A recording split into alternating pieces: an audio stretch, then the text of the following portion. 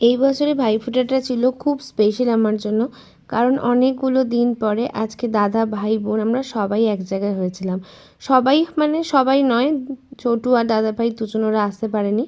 বাকি মোটামুটি সবাই এসেছিলো। আমার ভাইও এসেছিলো অনেকগুলো বছর পরে। এখন তো কাজের জন্য সবাই সবার মতন বিজি থাকে, ছুটি পায় না ভাইফোঁটার দিনে। এবছর রবিবার পড়ার জন্য সবাই মোটামুটি ছুটি পেয়েছিল। তো সেই কারণে আবার সবাই এক জায়গায় হয়েছিলাম। আর ভাইফোঁটার দিনে বোনও এসেছিলো। এবছরে ভাইফোঁটাটা যেন সেই ছোটোবেলার ভাইফোঁটার দিনগুলোর মতন একটা ফিল হচ্ছিল। যাই হোক, ভাইফোঁটার দিনটা সবাই মিলে খুব মজা করে কাটিয়েছিলাম। অনেকগুলো বছর পরে এরকম আরেকটা দিন একসাথে হওয়ার মজাটাই অন্যরকম ছিল।